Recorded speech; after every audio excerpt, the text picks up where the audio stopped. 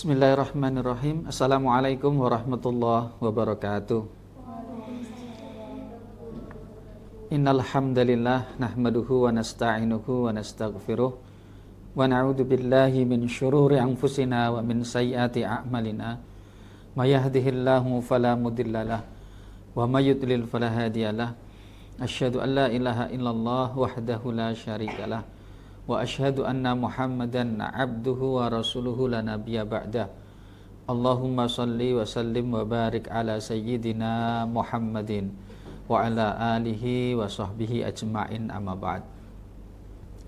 Para pemirsa Onugiri TV yang insyaallah dirahmati oleh Allah Subhanahu wa taala dan yang hadir pada hari ini di studio, mudah-mudahan semua diberi kekuatan oleh Allah Subhanahu wa taala untuk selalu berada dalam jalan ketaatannya. Amin amin ya rabbal alamin. Salawat dan salam terhaturkan kepada beliau junjungan kita Nabi besar Muhammad sallallahu alaihi wasallam. Mudah-mudahan kita bisa istiqomah mengikuti sunnah-sunnah beliau dan mudah-mudahan besok di hari akhirat mendapatkan syafaatnya. Amin amin ya rabbal alamin.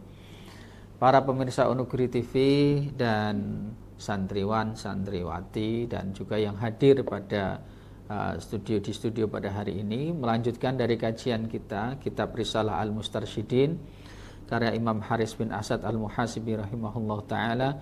Nafa'anallahu bihi wa bi ulumi fid dharaini wa jazahullahu anna khairan. Bismillahirrahmanirrahim. Wa qala, dan berkata Abdullah bin Abbas radhiyallahu anhuma, la tatakallam, jangan berkata, fima, atas apa atau di dalam apa atau karena apa, karena atas apa, la yaknika, yang tidak penting bagimu. La tatakallam, jangan berbicara, fima la yaknika, terhadap satu hal yang tidak penting bagimu. Wadak kathiran mimma yaknika, dan tinggalkanlah banyak-banyak mimma, dari yang penting bagimu. Jadi kalau yang pertama tadi, jangan berbicara pada satu yang tidak penting bagimu, tapi justru ini yang dan tinggallah banyak-banyak dari yang penting bagimu. Nanti akan kita jelaskan.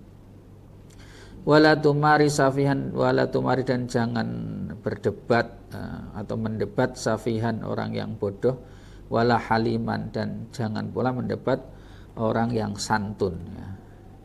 Wadkur, dan sebutkanlah atau ceritakanlah, akhoka, saudaramu itu, sebut-sebutlah saudaramu, bima, dengan apa yang tuhibbu, yang kamu cintai atau yang kamu sukai, ayat kurokabihi, yang kamu juga menyukainya jika disebutkan dengan hal itu. Jadi dalam bahasa yang lebih luas adalah bicarakan saudaramu itu sebagaimana engkau suka disebut-sebut dengan pembicaraan itu.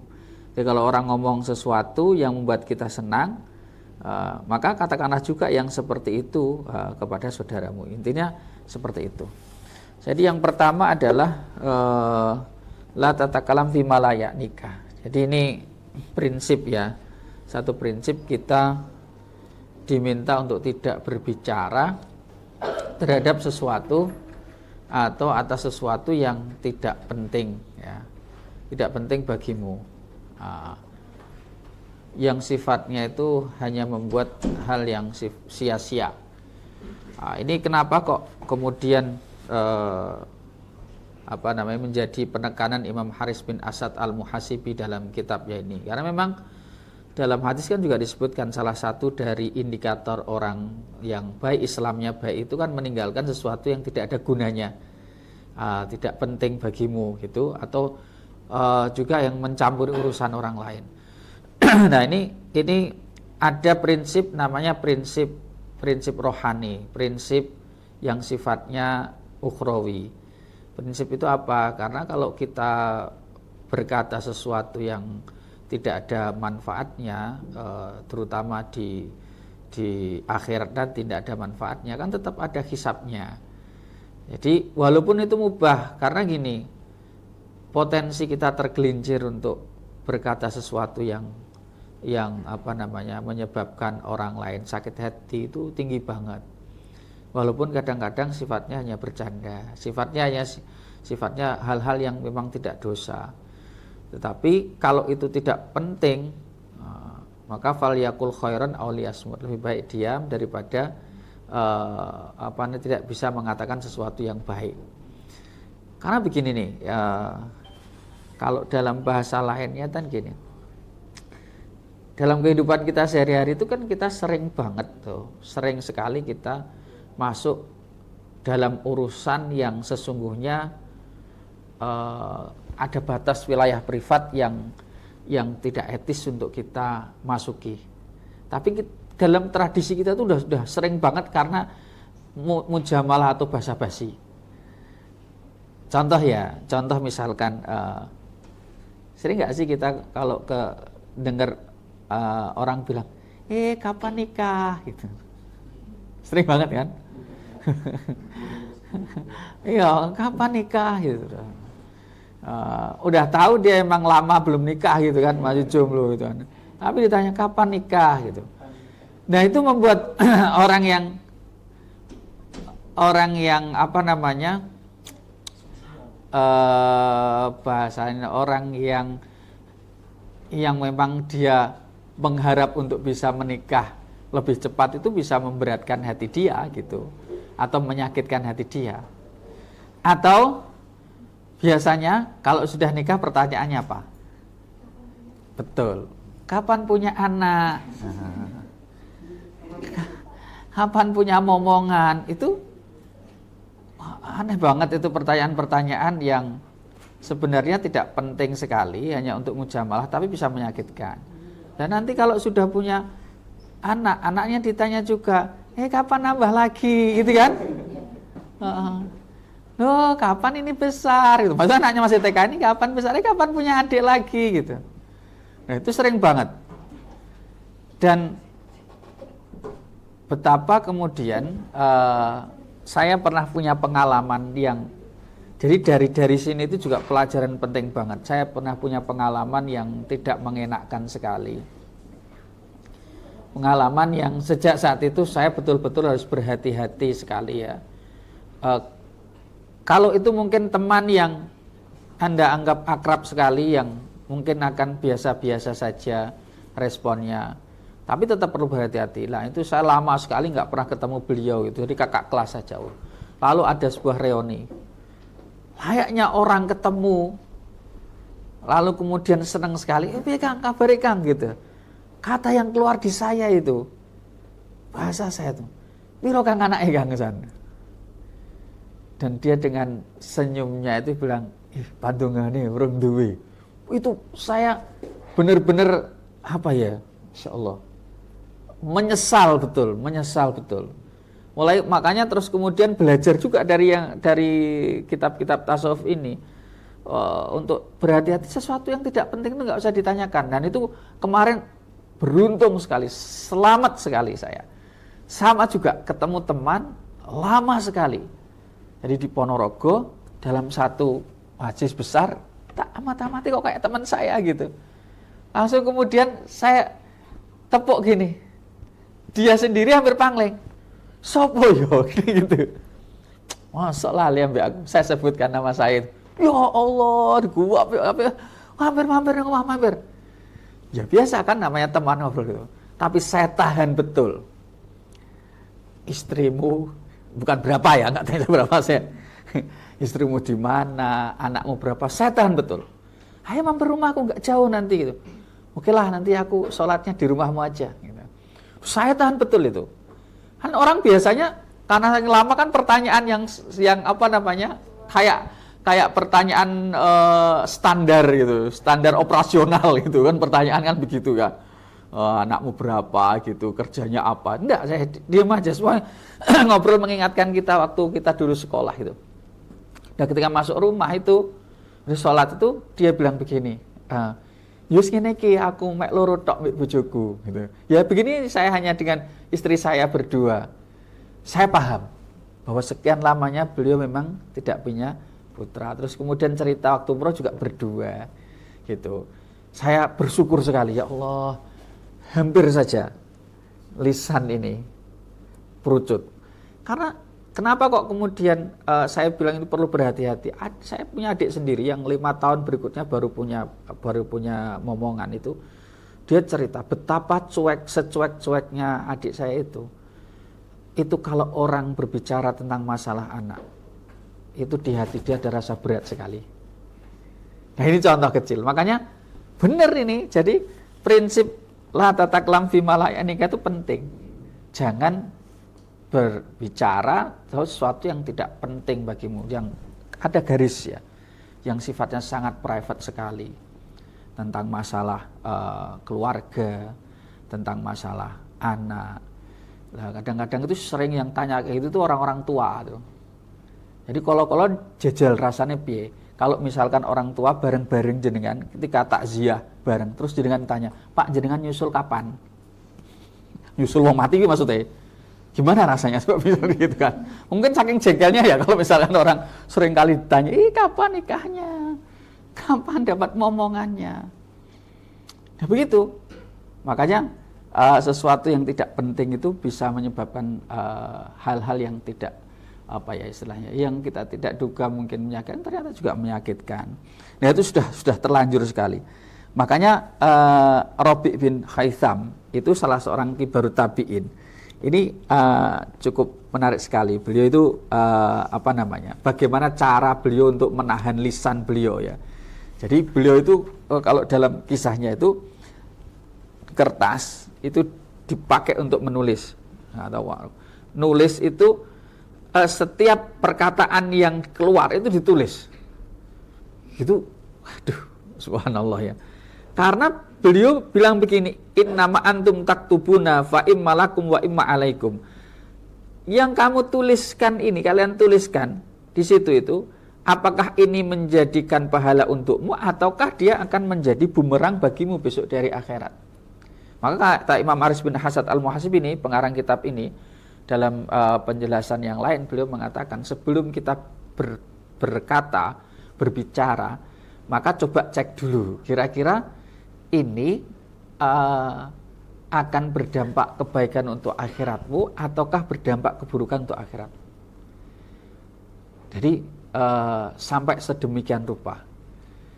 Makanya hal-hal yang sifatnya bukan urusan kita itu, yang sifatnya wilayah privat itu ya harus kita batasi. Dan nyun sewu, ternyata orang-orang yang dalam dunia psikologi, saya membaca orang-orang yang suka campur urusan orang lain itu sebenarnya urusan dia sendiri belum selesai.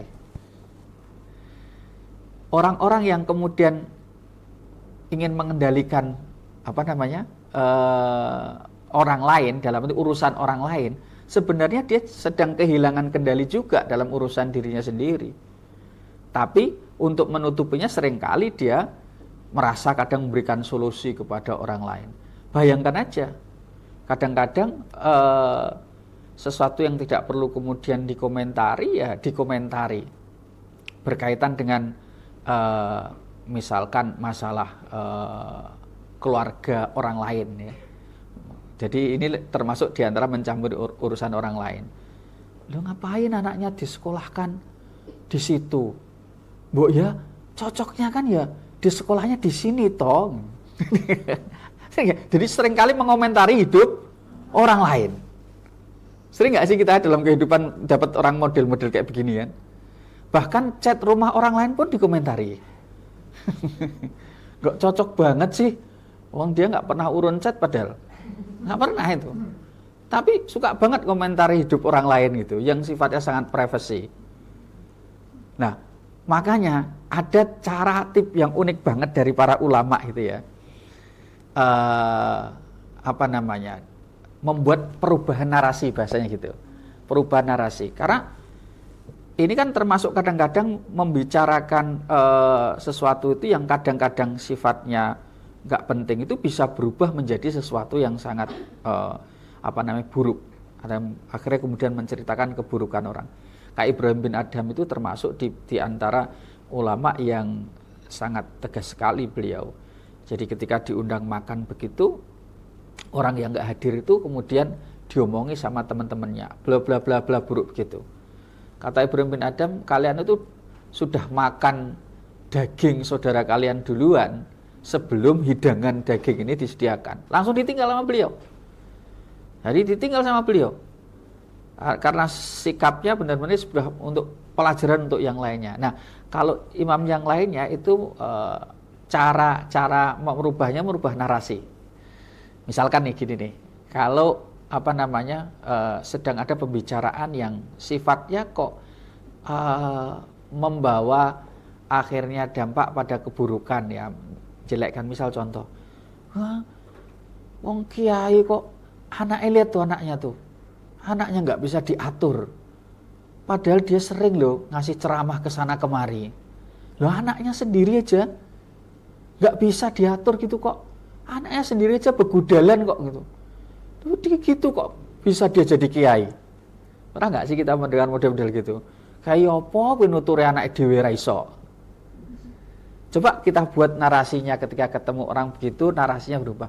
Masya Allah, dia kayak Nabi Nuh ya, diujinya oleh Allah. Gitu. Dia soleh sekali tapi memang diuji anaknya sedemikian rupa. Enak kan? Lebih nyaman kan? Nah itu persis seperti yang ini, yang disampaikan oleh Imam Haris. Wadhkur akhaka bima tuhibbu. Jadi sebutlah saudaramu itu dengan yang kamu sukai, ayat kurokabihi. Kalau kamu suka disebutkan yang nyaman ya begitu, jadi timbal balik gitu loh. Kalau misalkan ini nggak enak di diri kamu, kalau kamu diomongi begitu ya nggak usah ngomong kayak begitu gitu loh. Tapi kalau itu membuat kamu dirimu seneng, ya udah lakukan aja seperti itu. Jadi standarnya itu cerminnya ke diri kita gitu, bukan ke orang lain. Nah itu menarik banget. Makanya apa istilahnya ya? Dalam dunia sufistik ada namanya pedagogi sufi. Pedagogi sufi itu pendidikan sufi, itu benar-benar yang harus dilihat itu ke diri kita, yang diintrospeksi, di muhasabah, dievaluasi itu adalah ke diri kita, bukan ke orang lain. Nah, yang kemudian yang berikutnya di situ adalah ya ini tadi, tinggalkanlah banyak-banyak sesuatu yang penting. Itu kan aneh gitu, dari yang penting. Karena maksudnya Imam Haris bin Asad, meskipun dalam riwayat di kitab yang lainnya narasi ini nggak keluar, jadi kata-kata ini nggak ada, tapi langsung kemudian jangan mendebat safihan wala haliman. Tapi kalau di sini ada di kitab ini, ada. Lah maksudnya bagaimana? Jadi maksudnya memang sesuatu yang penting itu kan penting untuk dilakukan, tapi kan ada prioritas yang sangat perlu kemudian dikedepankan. Nggak semuanya kemudian harus dilakukan sehingga kemudian membebani. Kita kan punya prioritas-prioritas yang harus kemudian dikerjakan. Tidak kemudian semuanya dalam satu waktu harus kemudian menjadi prioritas semuanya. Tentu pasti ada yang harus kemudian dibuat skala prioritas. Karena kalau dalam bahasanya Imam Haris bin Asad al-Muhasibi ini, kalau orang tidak membuat skala prioritas, dia nggak akan bisa fokus. Akhirnya semuanya kemudian jadi gelambiar gitu kan.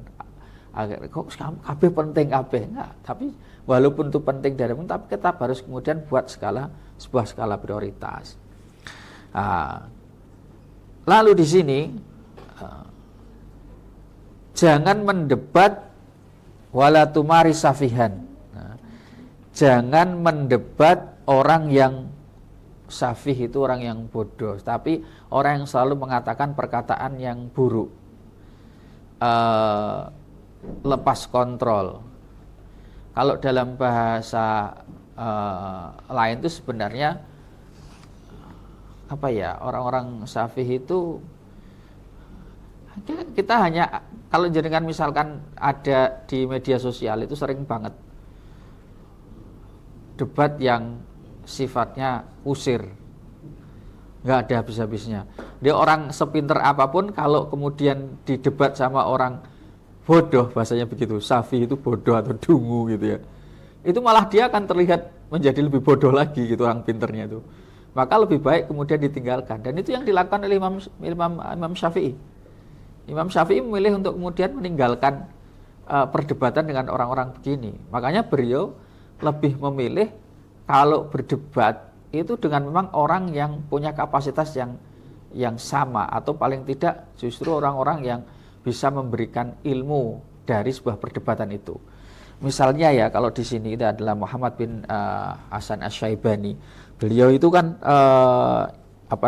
satu kisah di mana beliau itu merasa kehilangan betul dengan orang yang teman diskusi. Bahasanya itu teman diskusi, tapi sebenarnya yang selalu juga mengkritisi Imam Syafi'i. Jadi Muhammad bin Hasan Asy-Syaibani ini dalam bahasa lain itu khosman fin niqash gitu ya. Jadi teman diskusi perdebatan. Nah, sampai suatu ketika, dan beliau ini Muhammad bin Hasan Asy-Syaibani ini termasuk di antara penganut mazhab Hanafi yang senior itu. Nah, ketika kemudian meninggal dunia, Imam Syafi'i itu sedihnya luar biasa, sangat sedih sekali. Jadi beliau itu merasa kehilangan sekali, karena kata beliau, saya betapa banyak mendapatkan ilmu dari orang seperti beliau, karena tidak banyak orang yang berdebat itu tujuannya untuk sebuah kebenaran. Artinya banyak orang berdebat itu ya memang hanya untuk cari menang, bukan untuk mencari kebenaran. Dan itu banyak banget. Dia udah siapkan dulu bagaimana supaya menang, nggak mau kalah. Lah, Imam Syafi'i melihat Muhammad bin Hasan Asy-Syaibani ini orang yang jujur betul. Jadi ketika berdebat itu ya memang untuk mencari sebuah kebenaran. Dan Imam Syafi'i mendapatkan ilmu banyak sekali. Jadi beliau sampai mengatakan, innahu ta'allama katsiran an umkit tafkir min Muhammad bin Hasan. Jadi dikatakan bahwa Imam Syafi'i itu belajar banyak sekali dari kedalaman berpikir Muhammad bin Hasan. Maka ketika kemudian Muhammad bin Hasan Asy-Syaibani meninggal dunia, beliau begitu kemudian sedih sekali, bahkan menangis. Dan menangis atas kepergian seorang sahabat yang selama ini di dalam keilmuan itu adalah debat, menjadi musuh dalam perdebatan. Makanya beliau sangat menghindari orang yang bodoh Syafi'ian kalau kemudian berdebat. Nah, ini contoh saja. Termasuk Fudail bin Iyad, jadi seorang ulama yang besar, itu kalau datang sahabatnya seorang yang alim, makanya jangan mendebat orang yang halim, orang yang santun, orang yang bijak. Karena kadang-kadang kalau menyakitkan hati itu kita kehilangan sahabat yang bijak begitu itu kerugian yang besar sekali. Makanya sampai Fudail bin Iyad itu kata dia, kalau datang sahabat saya si A ini datang ke rumah saya, maka kata beliau, maka harta karun sedang mendatangi saya. Jadi saya berusaha untuk kemudian dia tidak hilang dari diri saya. Artinya kehilangan sahabatnya ini. Makanya kenapa kemudian jangan mendebat dalam makna gitu ya. Dalam makna ya tentu saja kalau dalam sebuah kebenaran itu hal yang wajar. Tapi pada hal-hal yang kemudian tidak ada manfaatnya, itu lebih baik kemudian dihindari. Ini menjadi hal yang cukup penting ya kadang-kadang dalam kehidupan kita sehari ini. Namun demikian kita tidak bisa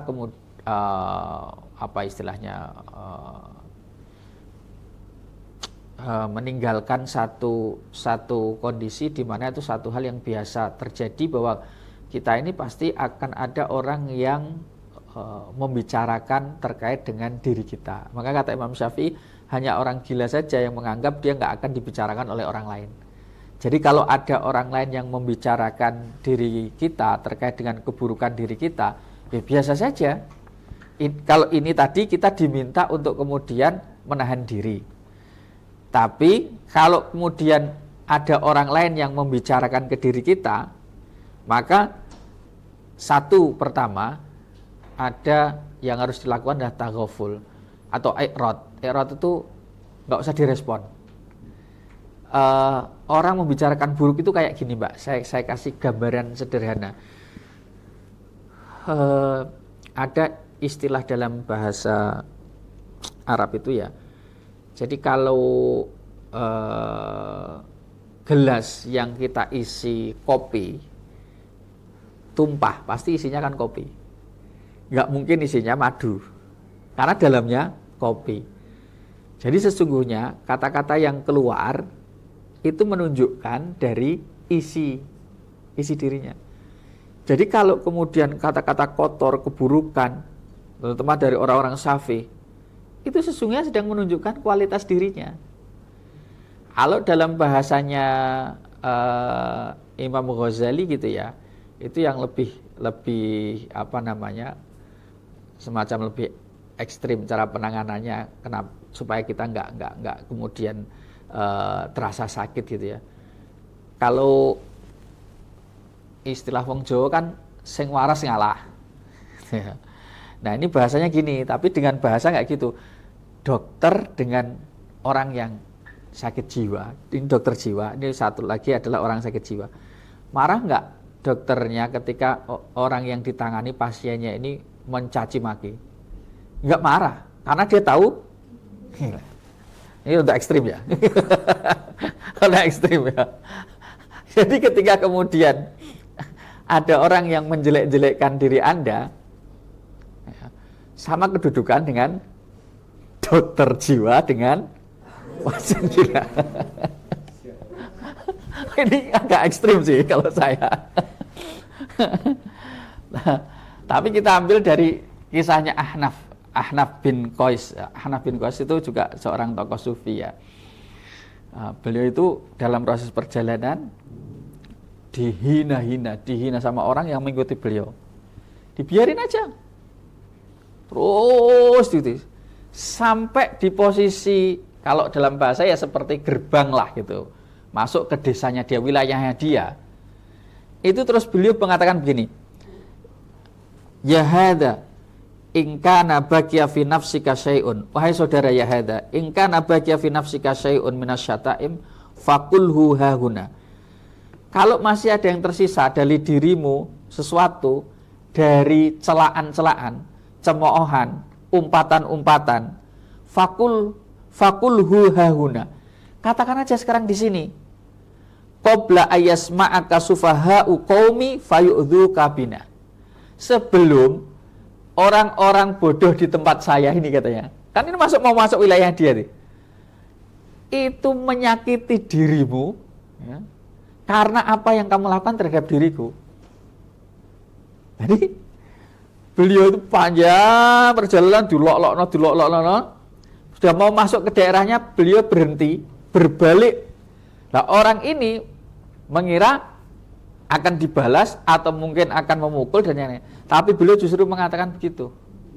Ya hadza in kana baqiya fi nafsika syai' minasyata'im faqulhu hahuna. Coba sekarang katakan saja, kamu mau ngomongin saya seperti apa, silahkan katakan sebelum nanti masuk.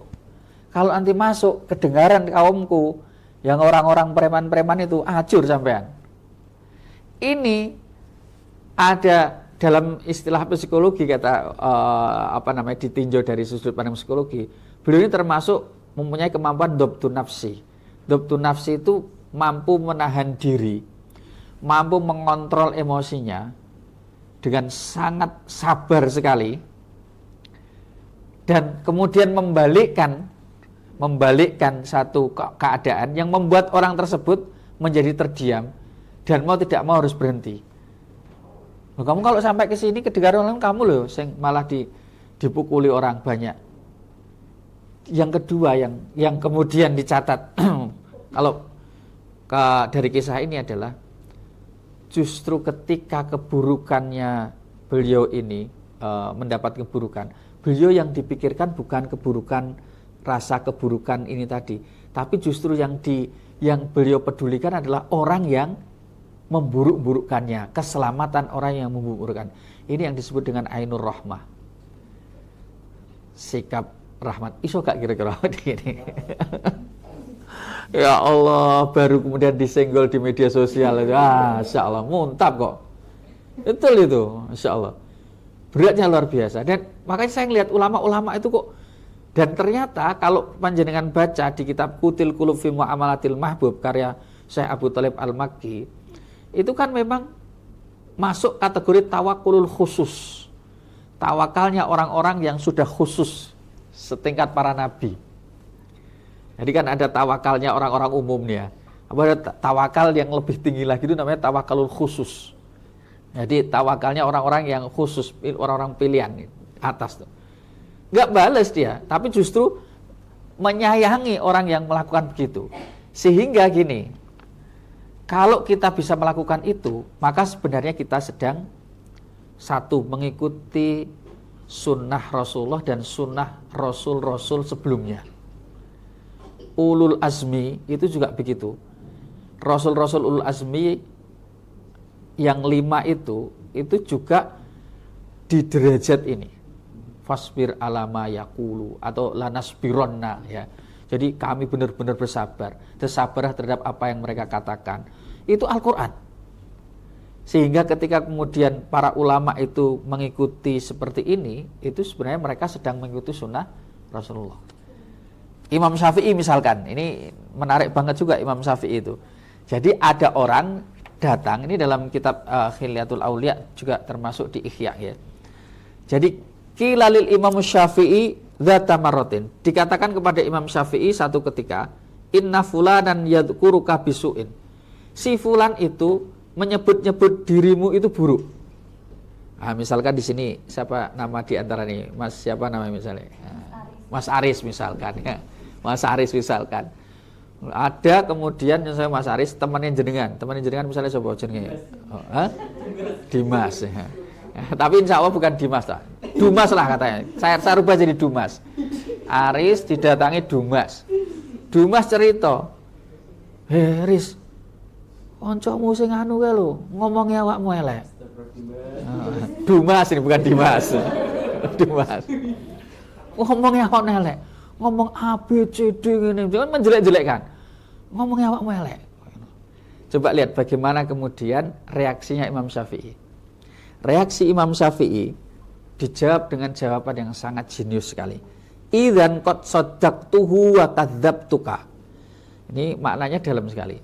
Kalau begitu, saya membenarkan dia yang ngomongi jelek saya itu dan mendustakan dirimu. Kok bisa gitu gimana? Jadi logikanya gini. Kalau kamu ya, memang kan ini tujuannya kan ngomong misalnya, ceritanya ini kan supaya dia kan dapat apresiasi. Aku lo koncomu ngomongi apa nih, ilo tak kandani, ilo ngomong elek awakmu kan gitu toh. Dia memberitahukan buruk itu supaya kemudian tujuannya kan dia dapat apa istilahnya apresiasi supaya dianggap sebagai teman gitu kan. Nah, Imam Syafi'i malah begini. Saya membenarkan dia tapi saya mendustakan kamu itu bahasanya gini, andaikan gitu. Andaikan apa yang dikatakan dia itu benar, bahwa dia ngomong saya A B C keburukannya, kamu sebagai seorang muslim harusnya kan menutupi aibnya. Yang kedua, andaikan dia katakan benar begitu, mestinya kalau kamu ngomong ke saya sama saja kamu adu-adu, manas-manasi, provokator, supaya saya dengan dia itu kemudian menjadi renggang, kan gitu. Harusnya sebagai seorang muslim kan nggak begitu. Itu hanya dilakukan oleh seorang fasik. Makanya, kalaupun saya membenarkan itu, aku mendustakan kamu. Bisa dipahami nggak cara berpikirnya Imam Syafi'i? Jadi betapa kemudian luar biasanya para ulama-ulama dahulu itu seperti itu. Makanya ini sudah berkali-kali kalau Imam Hasan Al-Basri itu malah kemudian memberikan tip yang tidak wajar. Maksudnya sebenarnya ini satu hal yang unik tapi memang ada benarnya. Jadi beliau kalau mendengar orang yang mengatakan buruk pada beliau kan malah justru kemudian dihadiahi makanan. Dalam kisahnya kan dia satu tobak kurma begitu. Nah kenapa kok begitu? Ya karena dia sedang memberikan pahala ke diri saya. Maka kan saya harus memberikan kebaikan untuk dia karena dia sudah ngasih pahala ke saya. Bisa nggak jenengan kayak begitu? Ya dilok-lokno terus besoknya jenengan buatkan kare ayam kan? Terus kemudian jenengan kasihkan, matur suwun, ada apa ya? Ya ngetok pintu, aku mau ke situ, ngapain, mau ngantarkan ini loh, ada makanan. Ketika sampai ini syukuran apa? Syukuran awakmu ngerasani aku. Gitu. Syukuran karena kamu menjelek-jelekkan diriku. Wah, itu luar biasa. Dan itu yang dipakai logikanya orang-orang sufi. Makanya coba, ya ini yang jauh ya. Ini saya ambilkan lagi. Jadi masya Allah orang-orang sufi itu kalau memberikan apa istilahnya cara berpikir itu sesuatu yang kadang-kadang terbalik dari pikiran yang pada umumnya. Makanya kalau tadi saya bilang kopi tadi itu, lalu kemudian tumpah, itu kan yang menunjukkan kualitas sebenarnya. Orang memburuk-burukkan itu sebenarnya sedang menunjukkan kualitas dirinya, bukan kualitas dirimu. Jadi kalau misalkan ada uang 2.000 baru, ada uang 2.000 baru, grace 2.000 baru, tapi ada satu lagi uang 100.000. 100.000 ini kumel, buruk, bahkan mohon maaf dikencingi oleh kambing. Kira-kira jangan pilih yang mana, 2.000 baru atau 100 yang dikencingi? 100. Sampai kapanpun mbok tukokno pentol, 2.000 tetap untuk 2.000. 2.000 tetap mendapatkan 2.000. Ya harganya 2.000 walaupun baru. Walaupun dilumuri minyak wangi seperti apapun juga tetap 2.000 nilainya. Tapi 100.000 walaupun dia dikencingi, walaupun dia kumel, kena lumpur, tapi nilainya tetap 100.000. Nah, orang-orang yang kemudian memburuk-burukkan itu 2.000 ini tadi katakanlah. Meskipun kemudian yang diburuk-burukkan itu mungkin orang lain memberitahukannya buruk, tetapi karena kualitas dia ya sampai kapanpun dia tetap 100.000 nilainya. Jadi ngapain kemudian kita sakit? Nah, yang berikutnya istilahnya begini tak ulama. Putuslah sebelum itu dari sumbernya. Putuslah itu dari sumbernya itu dalam bahasa begini. Sebelum masuk ke dirimu itu udah berhentikan, sebelum masuk ke hatimu itu berhentikan aja. Jadi biarkan dia dibawa oleh dirinya. Contoh gini, jadi kan kalau dapat paket, misalkan biasanya ada, saya nggak boleh nyebut merek ya, nggak boleh nyebut merek kok nggak enak, tapi biasanya anak-anak gitu, paket gitu aja lah gitu ya, paket gitu aja. Nah, kang paketnya datang, kemudian jenengan senang sekali. Tapi apa Pak ini sini? Sampah. Hah? Sampah? Iya, sampah kabeh. Gonane Pak, mau aku. Nggak mau, saya ambil aja, kamu ambil aja sampahnya kembali gitu. Saya nggak mau ambil aja kamu gitu sampahnya. Terus dibawa kembali lagi sama kang paket, dikembalikan diretur karena isinya sampah. Maka sesungguhnya orang yang memburuk-burukkan, kalau tidak kita terima, dia sedang membawa sampahnya. Bisa dipahami nggak? Jadi biarkan aja, dia sedang membawa sampahnya sendiri. Dan kita bersih dari sampah itu, kita tolak kok. Nggak kita biarkan, izinkan dia kemudian masuk di pikiran kita. Nggak kita biarkan dia masuk ke dalam hati kita. Nah, itu caranya dengan kita bertasbih, bertahmid. Kalau dalam Al-Quran begitu. Ya, dalam Al-Quran memang disebutkan, kami tahu bahwasanya kamu tuh merasakan, hatimu tuh merasakan berat, kata Allah kepada Rasulullah. Diomongi orang itu memang ada rasa wajar sekali, wajar banget. Tetapi ya itu tadi, banyaklah bertasbih, bertahmid, muji, yang akhirnya kemudian yang berada di dalam hati ini tidak kemudian terasakan sesakit itu. Nah, berikutnya ini sebelum saya akhiri ya, kalau kata-kata itu masih agak mending ya. Tapi kalau sudah perbuatan, ada sakit dalam bentuk perbuatan, kan besok akan kita bahas lagi. Ini kan tadi baru masalah kata-kata ya, sesuatu yang kita diminta untuk tidak banyak ngomong hal yang tidak bermanfaat, lalu kemudian meninggalkan orang yang kemudian berkata buruk, atau orang jahil, berdebat dengan orang jahil, lalu kemudian mengatakan yang baik-baik kepada saudara kita sebagaimana kita suka kalau dia ngomongkan juga yang sama. Artinya timbal balik gitu loh. Kita sebagai parameternya. Kalau kita suka dipuji seperti itu, ya omongkanlah kepada saudara kita yang dipuji seperti itu. Ini kan masih berkaitan dengan kata-kata. Tapi yang berat itu sebenarnya perbuatan. Lebih berat lagi adalah perbuatan. Jadi ada sabar terkait dengan sebuah perbuatan yang menyakitkan diri kita, dan itu kadang-kadang sifatnya berupa bahasa tubuh. Nggak kata, tapi bahasa tubuh itu juga menyakitkan. Apalagi kalau sampai melukai. Nah, makanya kita coba ambil contoh ini. Maka saya itu kadang-kadang ulama dulu itu kok sedemikian rupanya ya. Bagaimana menirunya Rasulullah. Dan sekarang tuh saya sampai ini, bisa nggak niru seperti misalnya Ibrahim bin Adham ya. Dalam beberapa kitab itu diceritakan. Jadi ada seorang tentara yang posisinya lewat, tanya sama Ibrahim bin Adham. Tanya, Ainal Umron. Umron itu ya pusat kota lah begitu. Ditunjuk oleh Ibrahim bin Adham itu kuburan. Marah dia. Oh, udah ditanya di mana pusat kota, keramaian. Tapi kok yang ditunjuk kuburan. Langsung kemudian beliau dipukul kepalanya sini. Pukul kepalanya sini. Ada dalam beberapa riwayat itu dengan cemeti. Beberapa riwayat lagi dengan aso. Aso itu tongkat. Sampai darah itu kemudian keluar gini. Nah, ketika dipukul itu, si tentara itu ternyata sadar bahwa yang dipukul ini adalah ulama besar namanya Ibrahim bin Adham. Turun dia dari kendaraannya, istilahnya kalau begitu, dari kudanya, langsung mencium tangan Ibrahim bin Adham dan mencium kepalanya, meminta maaf atas yang dilakukannya. Setelah selesai itu, ditanya Ibrahim bin Adham, kenapa kamu nggak marah ketika kamu dipukul? Kata Ibrahim bin Adham, bahkan saya justru mendoakannya supaya dia mendapatkan surga. Kaget orang yang bertanya, kok bisa orang yang memukulmu sampai darah begini, menzalimimu, membuat sini pelipismu itu kemudian berdarah, sampai justru kamu doakan masuk surga? Jawabannya apa? Loh, ketika saya dipukul itu, saya mendapatkan kebaikan, pahala dari Allah. Masa saya harus membalas orang yang memberikan kebaikan kepada saya dengan sebuah keburukan?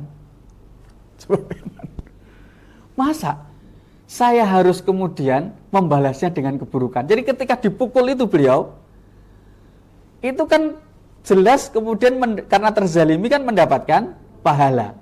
Maka ketika dizalimi itu, beliau mendoakan, ya Allah mudah-mudahan dia mendapatkan surga. Masa aku harus membalas, wong saya dipukul itu pasti dapat pahala dari Allah. Masa saya harus kemudian mendoakan keburukan? Orang yang ngasih baik kepada saya harus saya balas dengan kebaikan. Nah, itu Ibrahim bin Adham. Zaman sekarang ya selak mustahil ya Pak ya.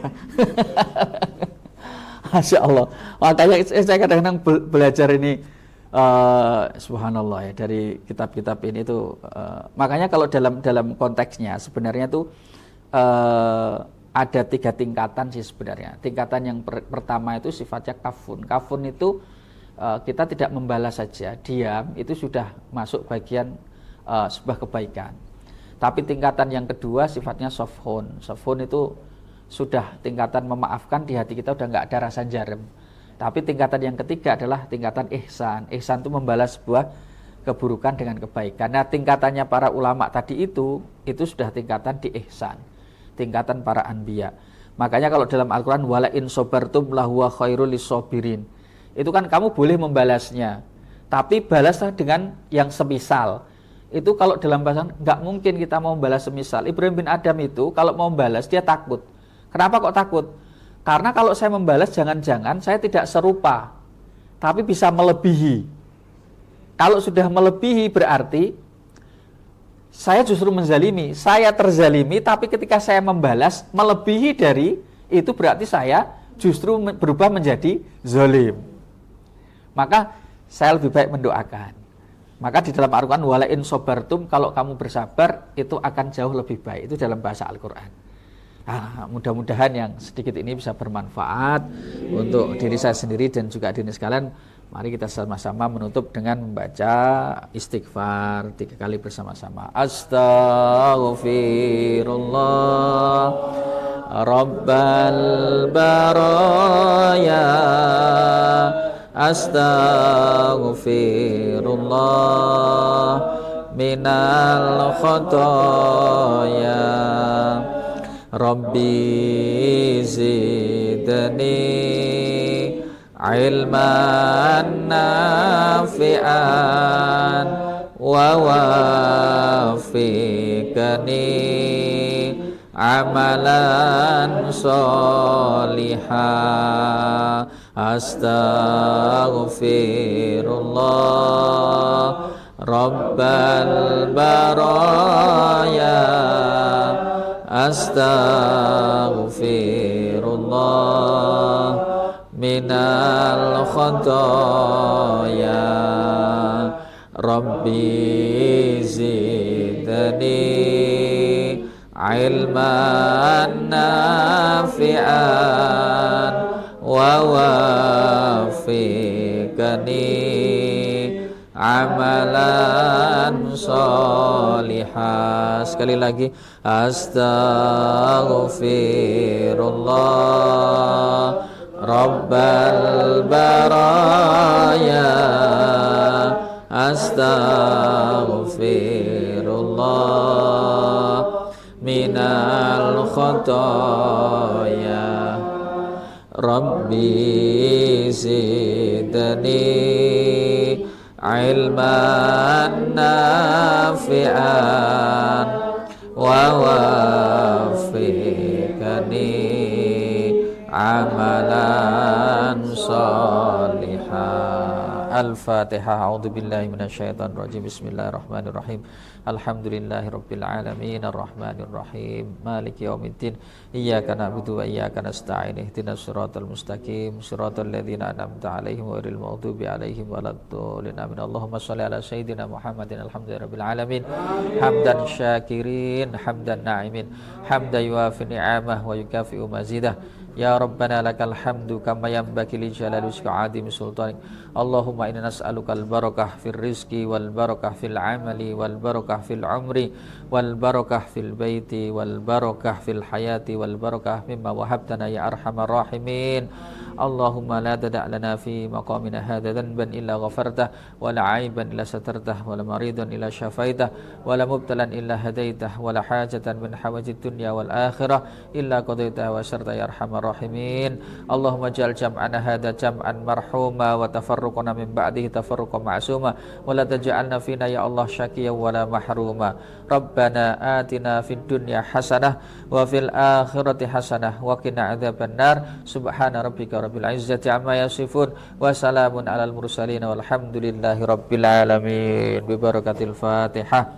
A'udzu billahi minasyaitonir rajim. Bismillahirrahmanirrahim. Alhamdulillahi rabbil alamin. Arrahmanir rahim. Maliki yaumiddin. Iyyaka na'budu wa iyyaka nasta'in. Ihdinas siratal mustaqim siratal ladzina an'amta 'alaihim ghairil maghdubi 'alaihim waladdallin. Amin.